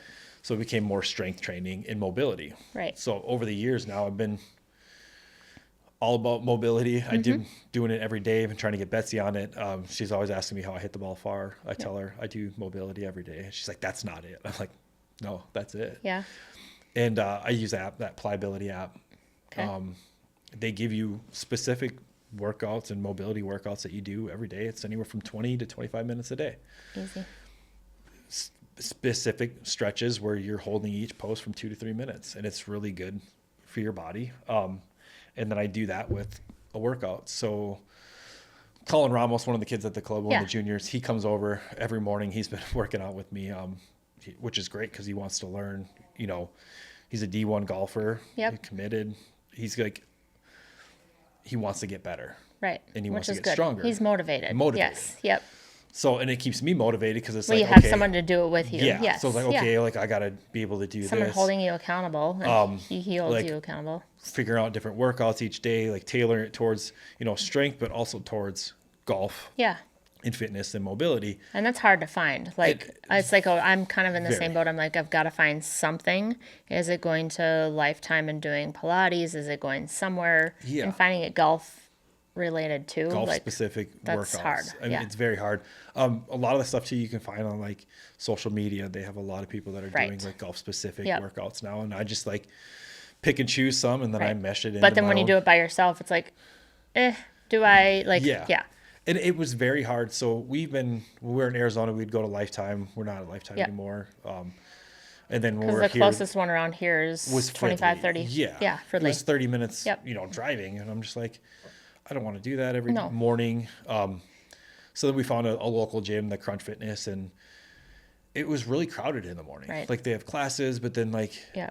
the machines, like not to dig on them, Right. but even they said it the other day when they saw Betsy, is like, I understand that you have a home gym because 50% Well, of the that's what I'm equipment's like- always broken. I'm starting to do ours. That's Yeah. literally what I'm doing. I'm like, it's either doing a home gym or, Planets not good. Planets is no. Yeah. Like, There's and a nothing lot of close. the gyms, like Blaine needs a home, or Blaine needs a good gym. A like, good gym. Blaine needs a Lifetime Fitness Yeah, for sure. they do, I mean, yeah. they're building everything else coming I know. up. Like, We need a Lifetime. and we need a Lifetime for sure. Yes. But the thing is too, is like, I'd go in there and then there's just no space. Like they didn't Right. have a stretching area. Right. And the area that they just built always had a class in it. So I'm like, well, where am I supposed to stretch? Like Right. I do this pliability every day, like at 25 minutes, like there's nowhere for me to stretch. So it's Right. like, well, I could either do it at home and then go to the gym and then come back home. And then when we got our house, I was like, we're building a home gym. Yep.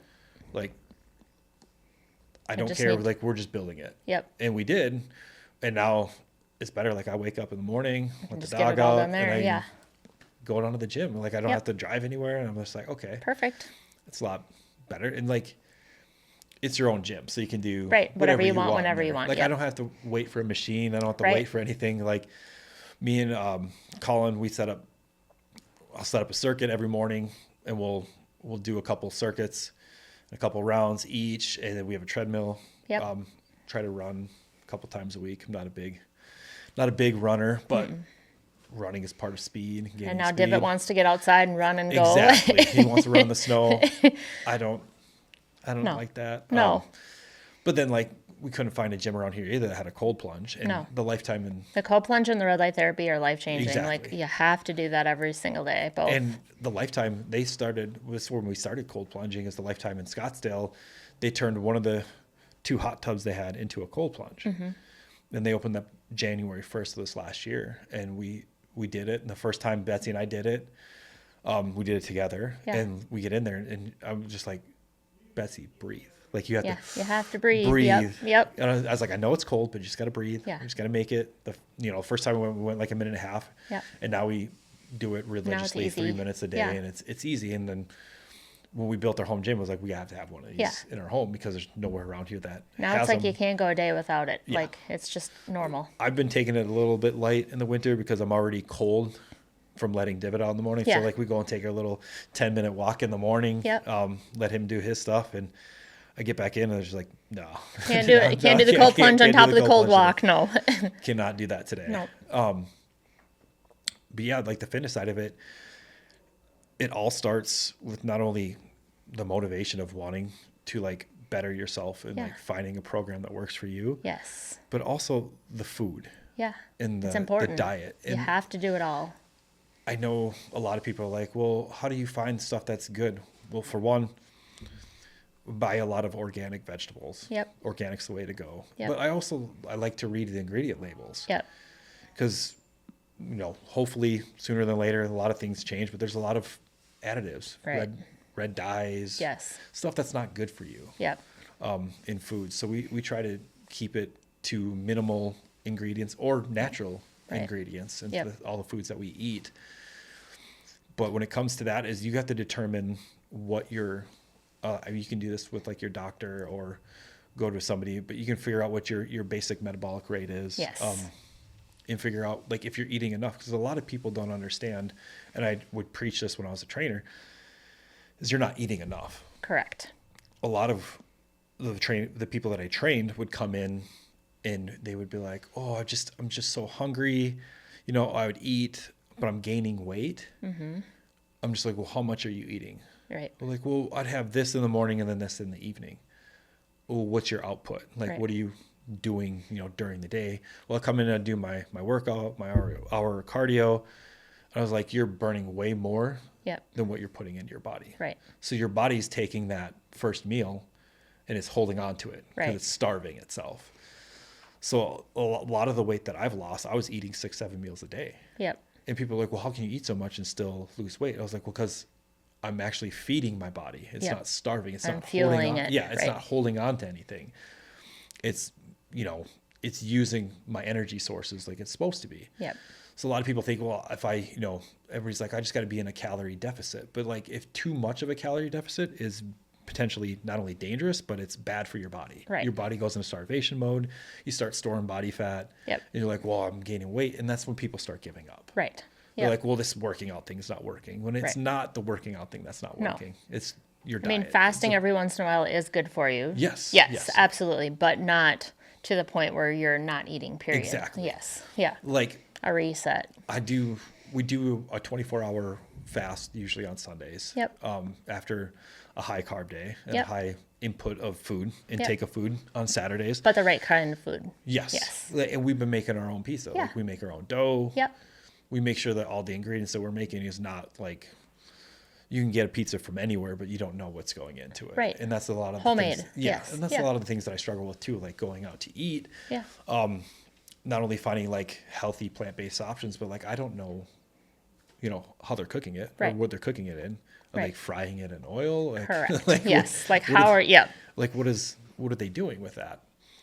And then the diet part of it, there's so many fad diets that everybody thinks to get on, like the keto, like, well, I'm just going to eat, high fat for, this many days. And it works for some people, but it doesn't work for other people. Right. Like I've seen a guy, if you're going to do it, work with a nutritionist, work with someone, work with someone that whatever it is. I know there's a company out there that does your blood work and they check like your levels and like what you're deficient in and what your body needs. You can do your superpower, make sure that you're doing what you need to do. Yeah. Exactly. Because I've seen guys that have done keto that have had great results from it. Right. And I've seen guys that have gained 20, 25 pounds of body fat because all they were eating was not lean ground beef, but ground beef, bacon, cheese. Like they're like, well, there's no carbs in it, so I can do that. And some of our best friends are carnivores, and they're in great shape because that works for them. Right. And they're eating, a continuous amount of food. They're fueling their body rather than. But you have to do it the right way. Yes. The right way. Yeah. Yeah. And the diet is probably the main key when it comes to any fitness and losing weight. And a lot of people, I think it's as a society we've grown. What is it? We've grown kind of just like numb to everything because everything we want that gratification right away. Right. There's no delaying in the gratification. And with, restaurants delivering on DoorDash, like you can order fast food and it's right there and it's cheap. It's convenient. You don't have to make anything. Process. It's everything. Yes. Yeah. And even like if you're out and about, like a lot of people just stop at like a fast food restaurant because it's right gas there. Station, even better. Like let's just stop there and get something quick and easy. Something off the roller grill that's been sitting there for. Or let's get a quick hours. Monster Energy as we're going, and And energy drinks is not something. It's another thing I don't have either. I'll have my one coffee a day. I do like a diet soda here and there. I mean, me giving up caffeine and sugar drinks is like I used to get migraines. I mean, I still get migraines every once in a while. Now they're brought on by stress. But the amount of the energy that I have now is so much better. I don't crash like I used to. I mean, I used to have to you get to 2:00 in the afternoon and I would be like tired. I need an energy drink. Energy drink or like I need caffeine or I need something. And now it's just a natural energy. It's like you feel so much better, like the gut health, the stomach, the esophagus, the liver, the kidneys, everything. Like I went to the doctor just for a yearly checkup and all my levels and everything. She's like, you're in the best shape you've ever been in. Like, what are you doing? I'm like, taking care of myself, Taking doing what care I of need to myself? do, staying healthy, doing the right things. That's I'm what doing the right things that the I right need to be things. doing, all the smart stuff. Yes, yeah. So I mean, it's just one of those things that you need to do. Yeah, Right. like yearly. Like I get a blood test through a company at least twice a year just to make sure that Yeah.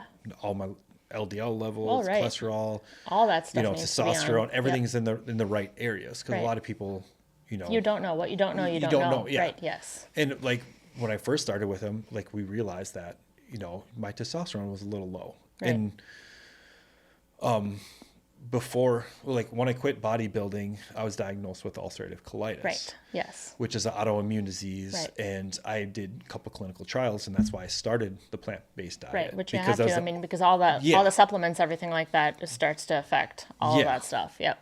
And I was on medication and everything for that ulcerative colitis, to where I was checking, different diets that would work, and Yep.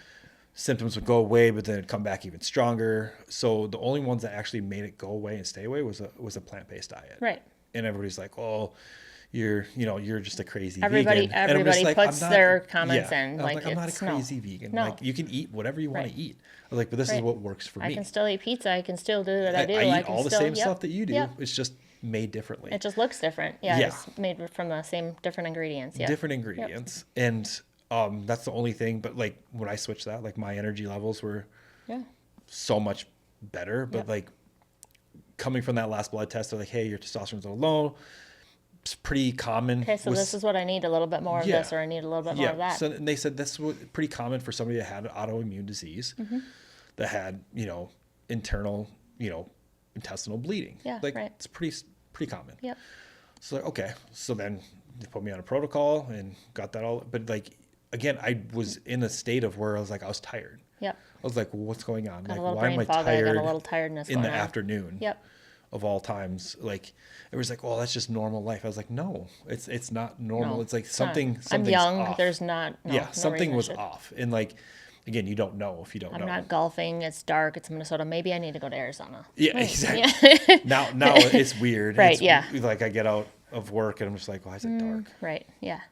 Been sitting in my office for Right. 9 hours. That's maybe we do need to go to Arizona. Yeah, we need it. We need to Golf definitely trip. make a Yep. trip. But I mean, I've been looking at the forecast, everything there. Like it was the same way. It was like Right. 6:00 and it'd get But it dark. still but doesn't make sense. Yeah. But it was a different type. Like it was Right. dark, but it's still nice outside. So you Yeah. can go walk around. It's Yep. like now it's like you're just trapped inside. Yep. Like, I really don't want to be out in all that snow. I don't want to go shovel again. Yeah. Yeah. The shoveling. I made a joke with Bets.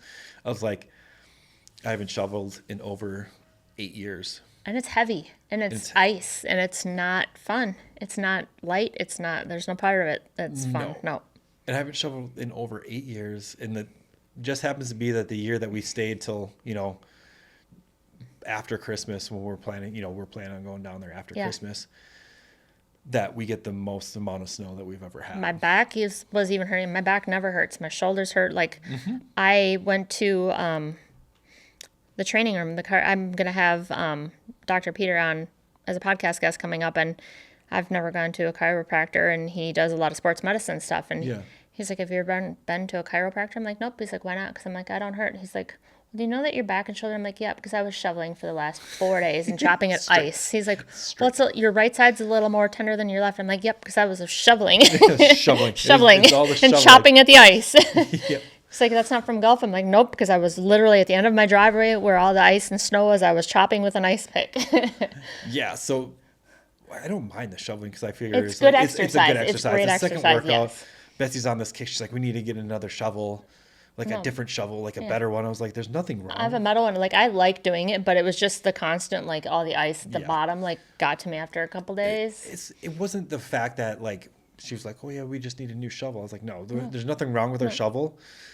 But the most humbling thing is when you're pushing the snow and then you hit a crack. You hit the cracks, and it jars you. It, like, goes Yeah, into my you're like, stomach. I'm oh, like, you're wait, like, what? oh, no. Like, Mark's not doing You're it like- because he's got a bad back, but every time I would do it, and, like, Yeah. we have 7 kids, and I'm out here doing this, You're and, like, why hitting am the I- cracks. Why I'm am I like, doing this? and then you get done, and the snowplow comes by again. I'm like, bro, come on. Like, I just hit that crack one too many times, and then- that ice was there, and I got Yeah. all the ice away, and I'd salted and sanded it, and it was cleared under the concrete. And then he comes by again. I'm like, all right. Yeah. Putting the boots on, going back out there. It's always after too when you get Yeah. done shoveling. Yep. It just comes by and like. But yeah. those cracks are the ones that like you get it all done and you hit the last crack. I'm like, all right, why going back do this? out there. I mean, it's funny because we have neighbors that all have like snow blowers, and I would never get a snowblower because I feel like it's a wasted investment. They 'Cause, don't like, do anything. We have an electric one that's a little paddle blower that doesn't do anything, and I like the shoveling. Like Yeah. I don't mind it. Yeah, they're like, oh hey, yeah, we got the snowblower, and they're out there, and it takes them longer to do it with the snowblower than Yeah. it does for me. Back and forth with shoveling. the shovel like gets you Yeah, quicker and done. and they're Yeah. walking all slow, blowing, no. and it's great. But I feel a bit is a wasted investment because how often have you used it in the last couple of years in Minnesota? Not very often. Like, granted, I'll go okay, up there's and the one down time. with the shovel and I'm done. The shovel gets to the ground better anyway. Yes. You don't have like the still like the quarter inch of snow that Yeah. just flattens when you're. The only problem I'm having is when there's ice down there and I'm like, I can't, like I have to literally like get the crowbar ice pick out Yep. and get underneath it. chopping the ice. Yeah. Everybody's walking by, they're like, why are you out here? I'm like, because the kids are all gone. And I'm not going to have Mark do it because he's got a bad back. Yeah. So I'm know, I'm they're doing in it. I'm school. good. Yeah. I like doing it. It's good exercise, but my back might actually hurt after this last time. Yeah, and we were to the point where we ran out of places to put the snow. Yeah. I'm just It like- kind of starts coming down to the driveway. I'm like, maybe if I had a plow truck, I'd push it back a little Yeah. bit. But yeah. Yeah, like we have to have a little spot for like David doesn't know where to go to the bathroom anymore. The 'cause 6 cars in the driveway are starting to get too close together. That's Yeah. all. Yeah. Yeah. Yeah. like David doesn't know where to go to the bathroom, so we have to shovel a little spot off He for might him. start 'cause getting buried after a while. He in does. that Like snow. he jumps Yeah. in and like he's like I don't know what to He's do. confused. Yeah. He's like I don't know. Am I supposed to just go right here? Because Yeah. I'm like all the way up to my shoulders here in the Yeah. snow. So, what do you think that you would tell your younger self 10 years ago? What would be some good advice for your younger self? Anything? 10 years ago. 10 years ago? Yeah. Wait, let's see. What years in 20? Oh, man. It was super funny. I have a couple funny stories what I'd tell myself from 10 years ago. One was invest in Bitcoin. Right? No, that was a funny thing. So a guy that works for me and we started with the same Was it company. Eric? Is it Eric? No, Nick. what? Nick. Yes, I've met Nick. Yes. We lived together on the road when we traveled for Okay, 7 years. cool. We constantly, me and him. I can't believe, great like, I'm friends. terrible with names, and I think I almost remembered his name. I'm like, that's good. That's impressive. And we were in New Orleans when we were working that hurricane, when Bitcoin first was like starting to come out, where it was a couple cents for Yeah. Bitcoin, and we're like, should we just throw $150 into it just to see? Yeah. And we thought of it as a joke, like no, digital currency will never be a thing. Right. And I remember we talked about it a couple weeks ago. I was like, you remember that when we were going to invest in Bitcoin and Dang. we just never did? We were going to throw $150 in. He's like, yeah. He's like, yeah, we missed the boat on Yeah. that one. So that, Right. so 10 years ago, would definitely tell myself the diet would be like not only diet, but invest in more of like my future. Not only like stock market and like cryptocurrency investing, but also invest in like companies. Because I feel like there's a lot of companies that are being bought out by private equity, but like being a partner with these contractors, Yep. that helps them a little more. Cause I feel like a lot of private equities, they come in and then they kind of run the companies into the ground to Yeah. where it's more about like, how can we flip this company to make profit Yep. versus how are we going to grow this, this company to be established, great customer service, great reviews, and really take care of a community. Yeah. Rather than I'm going to double flip this company and make profit and all of our shareholders are going to be happy. Yep. And that's what you're seeing in the industry now. Is Yep. a lot of these companies being bought out by private equity. Because And a the lot of the people that have companies been- are folding because nobody wants to buy them, or the things they think that they're going to hand them Exactly. down to, the younger generation don't want them. And They're like, I forget have, it. I have friends that have the last company I worked with that they were higher ups in the company and they just, who did they fire first? Right. Them. Yep. Yep. And then everybody else is like, well, hey, I've been working here for 10 years. They don't want to invest in I their don't employees. want to be a part of this Nope. anymore. Like they're changing all this stuff. Like the company that once was is like that. So like, yeah, I tell myself to not only invest more into like the growth of companies and smaller companies, and into my health and wellness, but along the lines of like, I would have started my company sooner. Yeah. Right. than I did. I would have been more proactive in doing that just because of what we offer and like the knowledge that we do have. And I mean, a lot of these contractors, I mean, we're grateful for them and they're grateful for us, and it's a great partnership that we have because they know that they're being taken care of with their bottom line, and anything that they ask us, that they have questions, you know, to where they might not have the knowledge on it. Yep. But we do. Right. We're always available. Like they just call us on the phone, like, hey, I have a question on this. Yep. We're not the type of company that's You're just collaborating like, no. together. Yeah. Yeah. We're not like, oh yeah, I'm going to charge you a retainer, or Right. this phone call is going to cost you $150. Like, Right. no, we don't do that. And we're not charging them per estimates. And that's another thing I wanted to do. Like there's claims companies out there that charge per estimate plus a fee for what they add to it. And I was just like, well, no, because a lot of these estimates take us anywhere from 5 to 10 minutes to write just to get like a reinspection, or to get a second opinion from an insurance company or something that they've missed. Right. And we don't feel that we need to charge them for something that isn't generating revenue for them yet. Correct. So that makes no sense on why we're charging them. Like everybody's like, well, these bigger claims companies, like, yeah, they have to pay the person to write it. But again, it's 5 to 10 minutes. Right. Like, it's easy to do. Anybody can write an estimate. Right. With the same system, but where we come in is that we have the knowledge to not only negotiate it, but to train the guys in to get the proper Explain the documentation process done. to get them to more approve it versus just writing an estimate. Yeah. And I think a lot of people fall short on that because they don't get the proper documentation on that. And then play more golf. Yeah. Like I feel like Betsy's never going to stop you. She's going to be the one playing exactly. golf too. She's And already I feel said like that 10 in the years whole ago, I vows. didn't play as much as I should have, but play more fun golf. And not only like practice more. I do practice a lot, but like I'd like to get more into like trips, like having fun on trips and enjoying it with friends. We have a group of guys that I go on. Betsy's angry about this, but there's a group of guy friends that I'm always on a trip with. It's called the Noonan Classic. Yep. So we do it every year, and it's a Ryder Cup style. There's 16 of us. I've heard about the group. Her and I will go on a trip then. Yes, yeah, we'll be good. Yes. Yeah.